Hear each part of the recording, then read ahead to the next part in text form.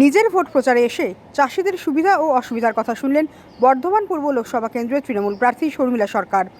এদিন সোমবার পূর্বস্থলী 2 নম্বর ব্লকের জামালপুর ও কালেখাতলা এলাকায় পাশাপাশি ফসলের লাভজনক মূল্য তারা পাচ্ছেন কিনা, একই সাথে ফসল বীমা সংক্রান্ত বিভিন্ন সুযোগ সুবিধা তারা পেয়েছেন কিনা সেই সমস্ত দিকগুলো এদিন খোঁজ নেন তিনি।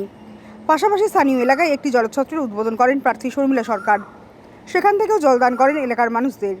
এরপরই জামালপুর বাজার এবং কালেখাতলা বাজার এলাকায় ভোট প্রচার সারেন তিনি। এদিনের এই কর্মসূচিতে হাজির ছিলেন এলাকার বিধায়ক তপন চট্টোপাধ্যায়, রাজ্যের মন্ত্রী স্বপন দেবনাথ, প্রার্থী শর্মিলা সরকার, ব্লক সভাপতি বজরুল আলম মণ্ডল, ব্লকের যুব সভাপতি রতন ঘোষাল সহ বিশিষ্টজনেরা। আজকে এসেছিলাম এখানে লোকজনকে জলদান করার জন্য।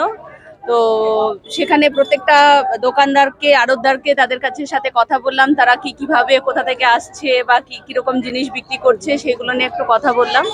সেভাবেই আমার আজকের প্রচার শুরু হলো। চাষিদের সাথেও বসে কথা বললাম। হ্যাঁ, একদম তাদের সাথে তারা কোথা থেকে আসছে, কি চাষ করে বা কোনো প্রবলেম কিছু হচ্ছে কিনা, তারা চাষের টাকা পাচ্ছে কিনা, সেগুলো সম্পর্কে সবকিছু জিজ্ঞেস করবো। আর কোন বাজারে যাবেন আজকে? সামনে যেতে কালেখাতলায়। আমাদের প্রার্থী ডক্টর শর্মিলা সরকার জামালপুরে হাটে এসেছিলেন। সমস্ত যারা সবজি বিক্রেতা এবং ক্রেতা প্রত্যেকের সঙ্গে তিনি সাক্ষাৎ করছেন প্রার্থী হিসেবে। সর্বোপরি একটা জলদান শিবিরের আয়োজন করা হয়েছিল। এখানেও যারা সবজি বিক্রেতা, সবজি ক্রেতা, সাধারণ মানুষ সবাইকে জলদানের সূচনা করেছেন। তপন চ্যাটার্জি বিধায়ক ছিলেন। এইভাবেই প্রচার আজ কার্য সেরেছেন।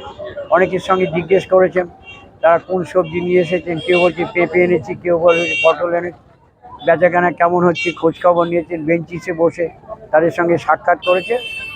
এখন তিনি আবার এই জামালপুর পূর্বস্থলী থেকে প্রসেনজিৎ দেবনাথের রিপোর্ট, সুন্দর বাংলা নিউজ।